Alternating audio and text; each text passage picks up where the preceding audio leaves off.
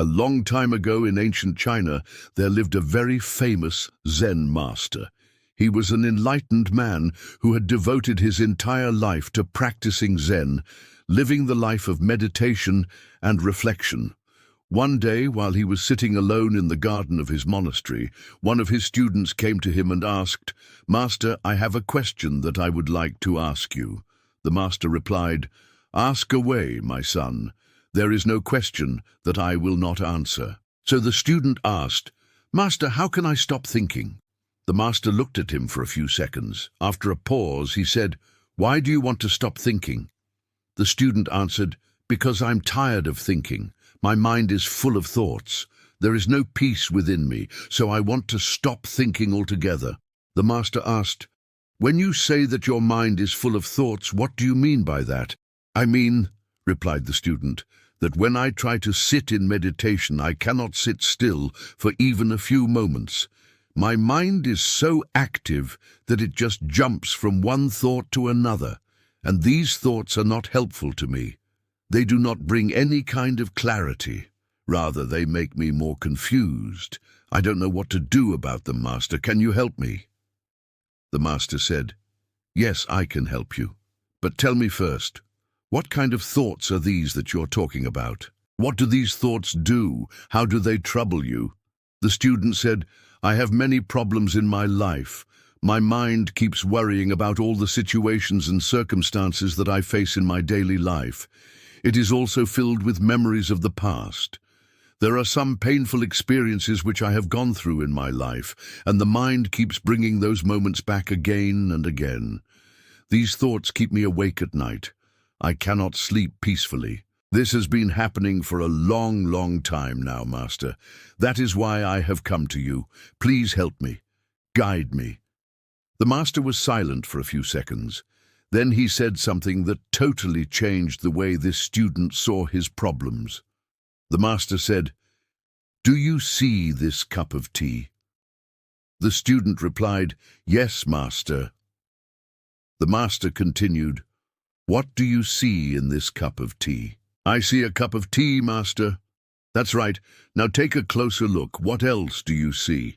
The student was puzzled. He looked at the cup again. "I see the steam coming out of the cup. I also see the color of the tea. I see its shape."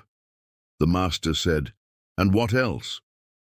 The student said, "There is nothing else to see, Master. I'm being very attentive. This is the only cup of tea here, nothing else."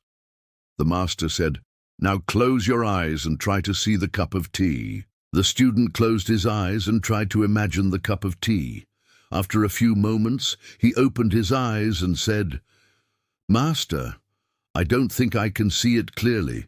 It seems vague." The master said, "What happened? Just now you were able to see the cup clearly, wasn't it? What happened now?" "It's because I closed my eyes, Master. Otherwise, I could see it clearly." The master asked, "But before you closed your eyes, what were you seeing?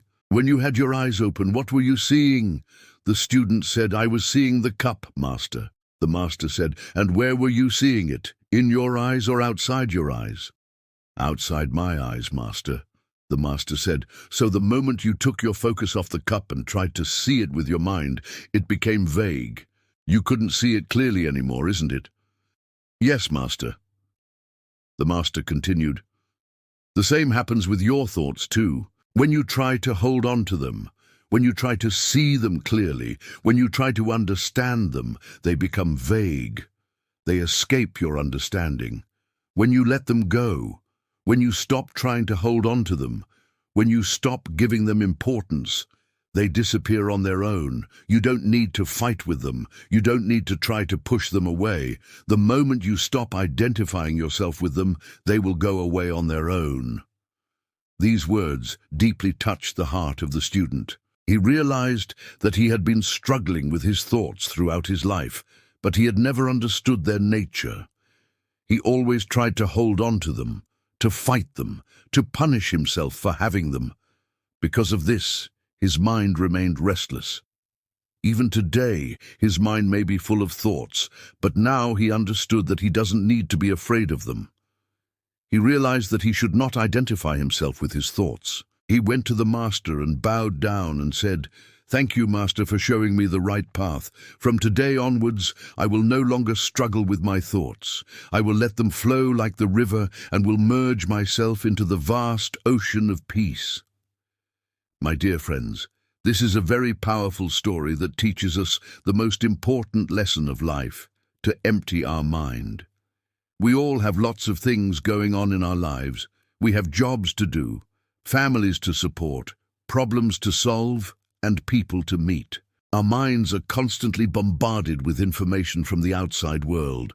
As a result, our minds become cluttered with thoughts. Sometimes it feels as if our mind is running on its own. We don't know where to put our focus. We don't know what to pay attention to. This constant mental clutter makes us feel anxious, unhappy, and exhausted. But the solution to this problem is very simple. Just follow the teachings of the wise Zen master and learn to empty your mind. In order to empty your mind, you must first understand that you are not your thoughts. Your thoughts are just visitors who come and go. They are like clouds passing in the sky.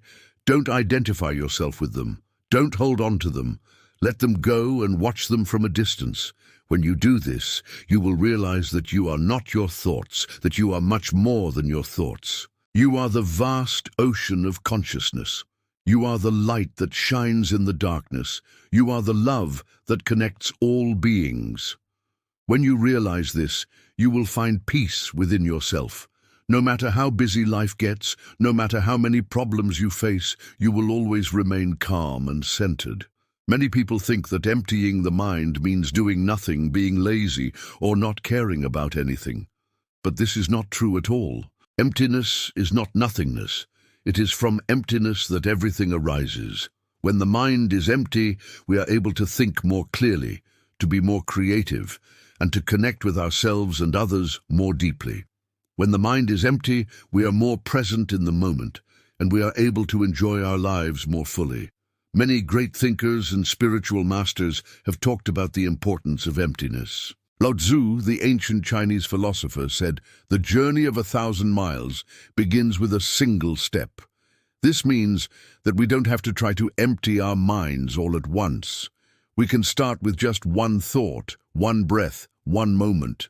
We don't have to try to force anything. We just have to relax and let go.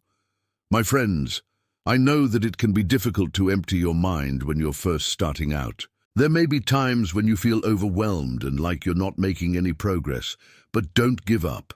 Keep practicing, keep letting go, keep coming back to the present moment. Over time, it will become easier and easier, and the benefits you will experience will be well worth the effort. So let us all begin this journey today. Let us let go of our thoughts and worries and find peace within ourselves. Thank you